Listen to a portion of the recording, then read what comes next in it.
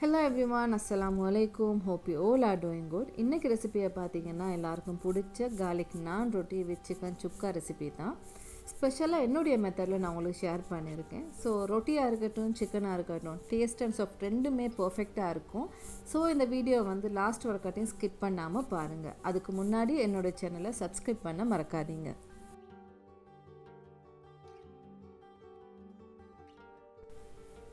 So இன்றைக்கி நான் வந்து ஃபஸ்ட்டு ப்ரிப்பேர் பண்ண போகிற சிக்கன் சுக்கா தான். சிக்கன் சுக்கா ரெசிபிக்கு நான் ஒரு 1 kg சிக்கன் மாதிரி எடுத்து அதை மீடியம் சைஸ் பீசஸில் மாதிரி கட் பண்ணி எடுத்திருக்கேன். அதன் சால்ட் அண்ட் டர்மரிக் பவுடர் இது ரெண்டும் போட்டு நல்லா வாஷ் பண்ணி எடுத்துகிட்டு அதுக்கு நான் ஒரு 3/4 டேபிள் ஸ்பூன் மாதிரி சால்ட் ஆட் பண்ணி 1/2 டீஸ்பூன் மாதிரி டர்மரிக் பவுடர் ஆட் பண்ணிவிட்டேன். அது கூட பார்த்தீங்கன்னா 1/2 tablespoon ginger garlic paste and 1/2 lemon juice அதை எல்லாமே ஆட் பண்ணிவிட்டு அதை நல்லா மிக்ஸ் பண்ணி ஒரு சைடில் வச்சுருவோம். நம்ம இந்த ரெசிபிக்கு நெக்ஸ்ட்டு மசாலா பார்க்கலாம். மசாலான்னு வரும்போது பார்த்திங்கன்னா நம்ம நார்மலாக ஷாப்பில் வாங்க மசாலாஸ் யூஸ் பண்ணுவோம். அப்படி இல்லாமல் நம்ம வீட்டில் பிளெண்டர் பண்ணி 2-3 மந்த்ஸ் மாதிரி ஸ்டோர் பண்ண மாதிரி அந்த மசாலாஸ் யூஸ் பண்ணுவோம். பட் இந்த ரெசிபியை பொறுத்த வரைக்கும் பார்த்திங்கன்னா நம்ம இன்ஸ்டண்ட்டாகவே மசாலா ரோஸ்ட் பண்ணி அதை பிளெண்டர் பண்ணி எட் பண்ணுற மாதிரி தான் பண்ணுவோம். அப்போ தான் அந்த கறியும் வந்து பார்த்திங்கன்னா வந்து நல்ல ஃப்ளேவராக இருக்கும். ஸோ இன்றைக்கி ரோஸ்ட் பண்ண போகிற மசாலாஸ் பார்த்திங்கன்னா வந்து 1.5 டேபிள் ஸ்பூன் மாதிரி கொரியண்டர் சீட் ஆட் பண்ணியிருக்கேன். 1.5 டீஸ்பூன் மாதிரி fennel seed and cumin seed இது ரெண்டுமே 1.5 டீஸ்பூன் மாதிரி எடுத்திருக்கேன். 1 டீஸ்பூன் பெப்பர்கார்ன்ஸ் அது கூடவே பார்த்திங்கன்னா சின்னதாக 2 பீசஸ் மாதிரி சினமன் ஸ்டிக்கும் எடுத்திருக்கேன். அது கூடவே கார்டமன் 2 எடுத்துகிட்டு ட்ரை சில்லிஸ் மாதிரி ஒரு 2 இல்லாட்டி 3 மாதிரி எடுத்திருக்கேன். பட் எனக்கு கொஞ்சம் ஜாஸ்தி ஆட் பண்ணணும். பட் என்கிட்ட இவ்வளோ தான் இருந்தது இன்றைக்கி. ஸோ அதை மட்டும் ஆட் பண்ணி கொஞ்சம் ரோஸ்ட் பண்ணுறேன். ஸோ நம்ம மீடியம் ஃப்ளேமில் அதில் கலர் வந்து ஸ்லைட்டாக சேஞ்ச் ஆகும் வரக்காட்டி மட்டும் ரோஸ்ட் பண்ணினா போதும். ஸோ அது வந்து ஜாஸ்தியாக கலர் வந்து சேஞ்ச் ஆகாமல் பார்த்துக்கோங்க. ஏன்னா வந்து நம்ம கறியோட கலரும் வந்து சேஞ்ச் ஆகிரும். ரோஸ்ட் பண்ணி ஸ்லைட்டாக ப்ரௌன் வரக்காட்டி நான் ரோஸ்ட் பண்ணிவிட்டு இப்போ நான் பிளெண்டர் பண்ணி எடுத்துறேன். ஸோ நான் ஃபஸ்ட் டைம் பார்த்திங்கன்னா நான் இந்த மாதிரி மசாலாலாம் இன்ஸ்டண்ட்டாக ரோஸ்ட் பண்ணி நம்ம பிளெண்டர் பண்ணி அந்த கறி செய்யும் போது பார்த்திங்கன்னா நம்மளுக்கு ஒரு புதிய ஒரு ஃபீலிங் ஒன்று இருக்குது இல்லையா. ஸோ நம்ம கொஞ்சம் பேசிக்லேருந்து ஒரு கொஞ்சம் இம்ப்ரூவ் ஆகிட்டோமோன்ற ஒரு ஃபீலிங் இருக்குது இல்லையா. ஸோ அதை மாதிரி ஒரு கம்ப்ளீட்டாக ஒரு அன்ஃபர்கட்டபிள் ஒரு மூமெண்ட்டாக இருந்தது அன்றைக்கி. ஏன்னா அன்றைக்கி கறியும் கூட பார்த்திங்கன்னா வந்து நல்ல பர்ஃபெக்டாக நல்ல டேஸ்ட்டாக வந்திருந்தது. வீட்டில் எல்லாருமே என்ஜாய் பண்ணாங்க. ஸோ நீங்களும் இதை மாதிரி ட்ரை பண்ணால் டெஃபினட்டாக உங்கள் ஃபீலிங்ஸை என்னோட ஷேர் பண்ணிக்கோங்க. ஸோ நெக்ஸ்ட்டு பார்த்தீங்கன்னா கொஞ்சம் பெரிய பேனாக எடுத்துக்கோங்க. அப்போ தான் கொஞ்சம் சிக்கா வந்து கொஞ்சம் நம்மளுக்கு கம்ஃபர்டபுளாக கொஞ்சம் கறி செய்கிறதுக்கு ஈஸியாக இருக்கும். ஸோ அதுக்கு நான் ஒரு 4 டேபிள் ஸ்பூன் மாதிரி ஆயில் ஆட் பண்ணியிருக்கேன். நான் இன்னைக்கு கொஞ்சம் மஸ்டர்ட் ஆயில் ஆட் பண்ணியிருக்கேன். ஆயில் வந்து எனி ஆயில் நம்ம யூஸ் பண்ணலாம். ஸோ அந்த ஆயிலை பார்த்தீங்கன்னா 1 டேபிள் ஸ்பூன் மாதிரி ஜிஞ்சர் கார்லிக் பேஸ்ட் ஆட் பண்ணிவிட்டு அது கொஞ்சம் லைட்டாக ப்ரௌன் கலருக்கு சேஞ்ச் ஆகி வரும்போது நான் கொஞ்சம் பெரிய அனியனாக எடுத்து கொஞ்சம் சின்ன பீசஸாக சாப் பண்ணி அது கூடவே ஆட் பண்ணிடுறேன். ஸோ அனியன் நல்லாவே அந்த ஆயிலே குக் ஆகி அதுவும் கொஞ்சம் ப்ரௌன் கலருக்கு சேஞ்ச் ஆகிற டைமில் பார்த்தீங்கன்னா நான் கொஞ்சம் பெரிய டொமேட்டோவாக எடுத்து அதையும் சின்ன சின்ன பீசஸாக சாப் பண்ணி அது கூட ஆட் பண்ணிடுறேன். ஸோ இந்த டைமில் பார்த்தீங்கன்னா நான் டொமேட்டோ ஆட் பண்ணியிருக்கேன் இல்லையா. ஸோ இந்த டொமேட்டோ வந்து குயிக்காக குக் ஆகணுன்றதுக்காக வேண்டி ஒரு 1 டேபிள் ஸ்பூன் மாதிரி சால்ட் ஆட் பண்ணி அதை நல்லா மிக்ஸ் பண்ணி விட்டுடுறேன். ஸோ இந்த டொமேட்டோ நல்லாவே சாஃப்டாக எடுத்ததுக்கு பின்னாடி நம்ம பிளெண்டர் பண்ணி வச்சுருக்க மசாலாவை அது கூட ஆட் பண்ணிக்கொள்வோம்.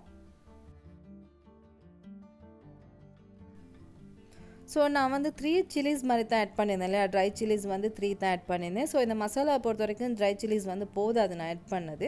ஸோ அதுக்காக வேண்டி 1 டீஸ்பூன் மாதிரி நான் அதுக்கு கொஞ்சம் எக்ஸ்ட்ராவாக சில்லி பவுடரும் ஆட் பண்ணிக்கொள்கிறேன். ஸோ நம்ம ரோஸ்ட் பண்ணும்போதே கொஞ்சம் எக்ஸ்ட்ராவாக ட்ரை சில்லிஸ் ஆட் பண்ணோன்னா நம்ம இதுக்கு பவுடரை ஆட் பண்ணதுக்கு தேவைப்படாது. ஸோ இந்த மசாலா ஆட் பண்ணது பின்னாடி பார்த்தீங்கன்னா அந்த மசாலா ஆயிலோட மிக்ஸ் ஆகிறதுக்கு ஒரு 2 மினிட்ஸ் மாதிரி நல்லா மிக்ஸ் பண்ணி விட்டுட்டே இருக்கணும். அது பின்னாடி பார்த்தீங்கன்னா நான் ஒரு 1/2 கப் யோகட் எடுத்து 2 டேபிள் ஸ்பூன் வாட்டர் மிக்ஸ் பண்ணி அது கூட ஆட் பண்ணியிருக்கேன். ஸோ நீங்கள் யோகட்டையும் சேர்த்ததுக்கு பின்னாடி பார்த்தீங்கன்னா இந்த ஆயில் வந்து கொஞ்சம் லைட்டாக செப்பரேட் ஆக ஸ்டார்ட் ஆகும் இல்லையா. அந்த டைமில் பார்த்தீங்கன்னா நம்ம ஆல்ரெடி நான் மெரினேட் பண்ணி வச்சுருக்கேன் சிக்கனே அது கூட ஆட் பண்ணிக்கொள்கிறேன். நான் ஆல்ரெடி சிக்கன் மெரினேட் பண்ணும்போது நான் சால்ட் ஆட் பண்ணியிருந்தேன் இல்லையா. ஸோ இந்த கிரேவிக்கு நான் சால்ட் ஆட் பண்ணியிருக்கிறதுனால இந்த சிக்கன் கறிக்கு வந்து அந்த சால்ட் வந்து போதுமாகும். ஸோ இப்போ நல்லா அந்த சிக்கன் கிரேவி அது ரெண்டையுமே நல்லா மிக்ஸ் பண்ணி விட்டுட்டு அது கொஞ்சமாக கரி லீவ்ஸ் மட்டும் ஆட் பண்ணிவிட்டு அதை அப்படியே கவர் பண்ணி விட்டுடுங்க. ஸோ இந்த சிக்கன் கறியை பொறுத்த வரைக்கும் பார்த்தீங்கன்னா மீடியம் ஃப்ளேமில் இருந்தே நம்ம குக் பண்ணிடலாம். ஏன்னா வந்து நம்ம சிம்மரில் விட்டோன்னா அந்த சிக்கன் வந்து ஓவராக குக் ஆகிரும். அப்படி இல்லாமல் நம்ம ஓவர் ஃப்ளேமில் வச்சோன்னா அந்த மசாலா குயிக்காக பாட்டமில் வந்து பர்ன் ஆகிறதுக்கு சான்ஸ் இருக்குது. ஸோ வந்து ஃப்ளேமை வந்து மீடியம் ஃப்ளேம்லேயே மெயின்டைன் பண்ணது வந்து நல்லது.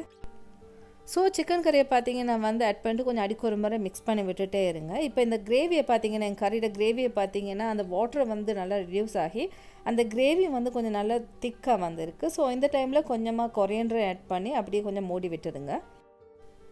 நம்ம கிரேவி வந்து நல்லா திக்காக வர ஸ்டேஜில் பார்த்தீங்கன்னா வந்து நம்ம ஃப்ளேமை வந்து நல்லாவே லோவாக்கிட்டு அந்த கறியை வந்து கொஞ்சம் அடிக்குறமாக மிக்ஸ் பண்ணி விடணும். இப்போ கறியை பார்த்தீங்கன்னா நல்லா அந்த கிரேவி வந்து நல்லா கெட்டியாகி இது வந்து நல்ல டெவல் ஷேப்புக்கு வந்திருக்கு. ஸோ இந்த ஸ்டேஜில் பார்த்தீங்கன்னா நம்ம சிக்கன் கறியை ஸ்டவ்லேருந்து இறக்க டைம் வந்தாச்சு. ஸோ நெக்ஸ்ட்டு பார்த்தீங்கன்னா நம்ம ரொட்டியை பார்த்துடலாம். ஸோ சிக்கன் கறியை வந்து பேன்லேருந்து ரிமூவ் பண்ணி வச்சாச்சு. இப்போ பார்த்தீங்கன்னா நான் ரொட்டிக்கான டோவை தான் ப்ரிப்பேர் பண்ண போகிறேன். நான் ரொட்டி பார்த்தீங்கன்னா எப்போயுமே வந்து பேக்கிங் சோடா ஆட் பண்ணி தான் செய்வாங்க. பட் இன்றைக்கி வந்து நான் பேக்கிங் சோடா ஆட் பண்ண போகிறதில்ல. அதுக்கு பதிலாக பேக்கிங் பவுடர் ஆட் பண்ணி தான் நான் என்ன செய்ய போகிறேன். இது பார்த்தீங்கன்னா வெரி சிம்பிளான இன்க்ரீடியன்ஸ் தான். அதுக்கு ஒரு 3 cups ஃப்ளார் எடுத்திருக்கேன். அதுக்கு 1 tablespoon salt, 1.5 tablespoon baking powder, அது கூட பார்த்தீங்கன்னா 1.5 cup யோகர்ட் ஆட் பண்ணிக்கோங்க. நம்ம இந்த டோவை பார்த்தீங்கன்னா நம்ம கையாலே மிக்ஸ் பண்ணிடலாம். நம்ம ஸ்டாண்ட் மிக்சரில் தான் யூஸ் பண்ணணும்னு அவசியம் இல்லை. பட் நம்மளுக்கு எது ஈஸின்னு தோணுதோ அதுக்கு தான் நம்ம ப்ரையாரிட்டி கொடுப்போம். ஸோ இன்றைக்கி கொஞ்சம் பார்த்தீங்கன்னா வந்து கொஞ்சம் கையை யூஸ் பண்ணுறதுக்கு லேசியாக இருந்தது. ஸோ மெஷினே இன்றைக்கி யூஸ் பண்ணிட்டேன். ஸோ தேவையான மாதிரி கொஞ்சம் வாட்டர் ஆட் பண்ணி இந்த டோவை மேக் பண்ணிக்கோங்க. நான் எப்பயும் சொல்ல மாதிரி வந்து பிகினிங்கே வந்து டோவை வந்து ஹார்டாக்கி கொள்ளாதீங்க. டோ எந்த அளவுக்கு சாஃப்டாக இருக்குமோ அந்தளவுக்கு நம்ம ரொட்டியும் வந்து நல்லா சாஃப்டாக இருக்கும். டோ பார்த்தீங்கன்னா நல்லா சாஃப்டாக ஸ்லைட்டாக ஸ்டிக்கியாக தான் எடுத்திருக்கேன். இங்கே ஒரு பாயிண்ட் சொல்லணும்னு நினைக்கிறேன். நம்ம பேக்கிங் சோடா வந்து ஆட் பண்ணியிருந்தால் டெஃபினெட்லி வந்து நம்ம டோ வந்து ரெஸ்ட்டில் விடணும். நான் பேக்கிங் பவுடர்லேயே ஆட் பண்ணேன். ஸோ எனக்கு இமீடியட்டாகவே எனக்கு ரொட்டியை வந்து செஞ்சிடலாம். நம்ம என்ன செய்ய போகிறது வந்து garlic butter naan இல்லையா. ஸோ அப்போ அந்த ரொட்டியை நம்ம ரோல் பண்ணதுக்கு முன்னாடி இதே நம்ம ரெடி பண்ணி வச்சிடணும். அதுக்கு பார்த்தீங்கன்னா 2 tablespoon மாதிரி பட்டர் எடுத்து அது மெல்ட் பண்ணி எடுத்திருக்கேன். அதுக்கு ஒரு 1/2 tablespoon மாதிரி garlic எடுத்திருக்கேன். மெயினாக garlic பார்த்தீங்கன்னா குட்டியாக சாப் பண்ணி எடுத்துக்கோங்க. அது கூட பார்த்தீங்கன்னா கொஞ்சமாக கொரியண்டரையும் வந்து நல்லா சாப் பண்ணி நல்லா மிக்ஸ் பண்ணி அது ஒரு பக்கம் எடுத்து வச்சுருங்க. என் டோ பார்த்தீங்கன்னா நான் கொஞ்சம் ஸ்டிக்கியான ஸ்டேஜில் மாதிரி தான் எடுத்திருக்கேன்னு சொல்லியிருந்தேன் இல்லையா. உங்களுக்கு பார்த்தாலும் புரியும்னு நினைக்கிறேன். இந்த டோவை ஹேண்டில் பண்ணுறதுக்கு நான் ஃப்ளார் மட்டும்தான் யூஸ் பண்ணுறேன். இந்த டோ ஹேண்டில் பண்ணுறதுக்காக இருக்கட்டும், இல்லாட்டி நான் ஃப்ளட் பண்ணுற ரோல் பண்ணுறதுக்காக இருக்கட்டும், எதுக்காக இருந்தாலும் ஃப்ளார் மட்டும்தான் நான் யூஸ் பண்ணுறேன்.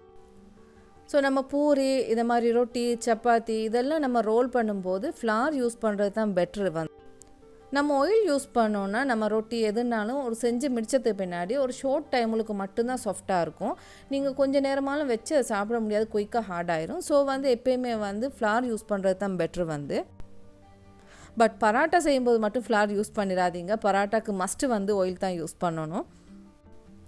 ஸோ நம்மளுக்கு தேவையான சைஸில் மாதிரி இப்படி சின்ன சின்ன போல்ஸாக செப்பரேட் பண்ணிக்கொள்ளணும். அப்படி இல்லைன்னா நம்ம எந்த பேனில் போட போகிறோமோ இல்லாட்டி தாவாவில் யூஸ் பண்ண போகிறோமோ எது பார்த்து அதோட சைஸுக்கு ஏற்ற மாதிரி நம்ம ரோல் பண்ணிக்கொள்ளணும். இன்றைக்கி நான் கொஞ்சம் பெரிய தாவாவில் தான் யூஸ் பண்ணுறேன். ஸோ நான் ஒரு மீடியம் சைஸில் மாதிரி ஒரு 5 ரொட்டீஸ் வர மாதிரி தான் இன்றைக்கி நான் செய்ய போகிறேன். நம்ம சப்பாத்திக்கு எந்த மாதிரி திக்னஸில் ரோல் பண்ணோமோ அதே திக்னஸில் மாதிரி நான் ரொட்டியும் ரோல் பண்ணிக்கோங்க. இப்போ வந்து பேன் வந்து நல்லா சூடாகிடுச்சு. இப்போ நான் ரோல் பண்ணி வச்சுருந்த அந்த நானை வந்து நான் பேனில் போட்டுடுறேன். நீங்கள் பேனில் போட்டு கொஞ்சம் நேரத்துலேயே பார்த்தீங்கன்னா வந்து அந்த மேலால் பபிள்ஸ் வர ஸ்டார்ட் ஆகும். அந்த டைமில் உங்கள் ரொட்டியை ஃப்ளிப் பண்ணி போடுங்க. ஒரு சைடு நல்லா குக் ஆனதுக்கு பின்னாடி மற்ற சைடை நீங்கள் ஃப்ளிப் பண்ணி போடாதீங்க. இந்த ரொட்டியை வந்து அடிக்குற முறை ஃப்ளிப் பண்ணி போட்டுகிட்டே இருங்க. ஸோ அப்படி அடிக்குறுமுறை நீங்கள் ஃப்ளிப் பண்ணி போடும்போது 2 சைடும் வந்து லைட்டாக ப்ரௌன் கலருக்கு சேஞ்ச் ஆகும் இல்லையா. அந்த டைமுக்கு நீங்கள் அந்த ஸ்பெத்துலாவோ இல்லாட்டி நீங்கள் யூஸ் பண்ணுற ஸ்பூனோ எதை வச்சு சரி இந்த ரொட்டியை கொஞ்சம் லைட்டாக ப்ரெஷர் ஒன்று கொடுத்தீங்கன்னா அது வந்து உள்ளுக்கு ஏர் நல்லா ஃபில் ஆகி ரொட்டி நல்லா சாஃப்டாக வரும். ஸோ நம்மள மிச்சம் பேர் பார்த்தீங்கன்னா நம்ம ரொட்டியை வந்து பேனில் போடுவோம் இல்லையா, அது ஒரு சைடு நல்லா ப்ரௌன் ஆகினது பின்னாடி தான் நம்ம ஃப்ளிப் பண்ணியே போடுவோம். ஸோ அந்த மாதிரி இந்த ரொட்டியை பண்ணிடாதீங்க. அடிக்கு ஒரு முறை ஃப்ளிப் பண்ணி அந்த ப்ரெஷரை வந்து 2 சைட்லேயுமே கொடுக்க மாதிரி பண்ணிக்கோங்க. ஸோ நான் இப்போ மற்ற பக்கம் ஃப்ளிப் பண்ணி போட்ட பின்னாடி அந்த ஏர் அப்படியே வந்து டவுன் ஆகிரும். ஸோ இந்த டைமில் பார்த்தீங்கன்னா நான் ஆல்ரெடி மிக்ஸ் பண்ணி வச்சுருந்தேன் இல்லையா பட்டர் அண்ட் garlic, அதால் கொஞ்சம் ப்ரெஷ்ஷை வச்சு ஸ்ப்ரெட் பண்ணி விட்டுடுங்க. இன்னொரு முக்கியமான விஷயம் என்னென்னா ரொட்டியை வந்து எப்போயுமே வந்து ஹார்டாக வரக்காட்டியும் வைக்காதீங்க பேனில். ரொட்டி 2 சைடுமே லைட்டாக ப்ரௌன் ஆகும் வரக்காட்டியும் வச்சாலே போதும். ஸோ இன்னொரு ரொட்டியும் உங்களுக்கு காட்டிடுறேன். இந்த மாதிரி எல்லா சைடுமே ப்ரெஷர் பண்ணி அந்த ஏர் வந்து நல்லா ஃபில் ஆகும் வரக்காட்டியுமே அந்த ப்ரெஷரை கொடுத்துட்டுருங்க. ஸோ இந்த மாதிரி மெத்தடில் நீங்கள் கிட்டே இருந்து பொறுமையாக இந்த ரொட்டியை செஞ்சு பாருங்கள். ஸோ நம்ம சப்பாத்தி நான் இது மாதிரி விஷயம் பண்ணும்போது நம்ம பேன்லேருந்து அந்த எடுத்ததுக்கு பின்னாடி நம்ம ஹாட்பாட்டை யூஸ் பண்ணுவோம் இல்லையா, அப்படி ஹாட்பாட்டை யூஸ் பண்ணாமல் நம்ம க்ளோத் இருக்கு இல்லையா, நம்ம ஒரு க்ளோத்தோ இல்லை டவல் ஒன்றால இப்படி கவர் பண்ணி விட்டோன்னா அந்த பேன்லேருந்து இருக்க அந்த வார்மோடே கொஞ்சம் ஜாஸ்தி நேரம் இருக்கும். அந்த டைம் பார்த்திங்கன்னா அதுவும் கூட சாஃப்டாக தான் இருக்கும். அந்த வார்மோடு இருக்கிறதுனால அது கொஞ்சம் சாஃப்டாக இருக்கும் ரொட்டி எப்போயுமே. பட் நான் ரொட்டியை பொறுத்த வரைக்கும் பார்த்தீங்கன்னா வந்து ஹாட்டாக சர்வ் பண்ணுறது தான் கொஞ்சம் சாப்பிட்றதுக்கும் இன்ட்ரெஸ்ட்டாக இருக்கும்.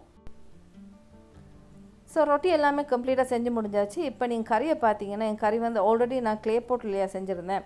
ஸோ கறியும் வந்து நல்லா டிக்காகி சும்மா நல்லா பிறண்ட மாதிரி வந்திருக்கு. ஸோ இந்த சிக்கன் சுக்காவோட நான் ரொட்டி அதோட டேஸ்ட் எப்படி இருக்கும்னு சொல்லி நீங்கள் டேஸ்ட் பண்ணி பார்த்து தான் சொல்லணும், இல்லை உங்களுக்கு பார்க்கும்போதே அது டேஸ்ட் விளங்கும்னு நினைக்கிறேன். ஸோ நம்ம இன்னும் வெயிட் பண்ணிட்டு இருந்தாலும் அது நம்ம பொறுமையை வந்து டெஸ்ட் பண்ணுற மாதிரி இருக்காதா. ஸோ இமீடியட்டாக சாப்பிட்டு ஸ்டார்ட் பண்ணிட்டேன். ஸோ என் நான் ரொட்டி பார்த்தீங்கன்னா எப்படி சாஃப்டாக வந்திருக்குன்னு உங்களுக்கு புரியும்னு நினைக்கிறேன். கைக்கும் சரி சாப்பிடும் போதும் சரி சரியாக சாஃப்டாக வந்திருக்கு. ஸோ இன்னும் லேட் பண்ணாமல் உங்கள் வீட்டில் எல்லோரும் இருக்க டைமாக பார்த்து இந்த 2 டிஷ்ஷையும் ஒரே டைமில் செஞ்சு அசத்துங்க. உங்கள் வீட்டில் மறுபடியும் உங்களுக்கு செய்ய சொல்லி கேட்பாங்க. ஸோ இன்றைக்கி ரெசிபி உங்கள் எல்லாருக்கும் பிடிக்கும்னு நம்புகிறேன். See you soon with another vlog. Thank you.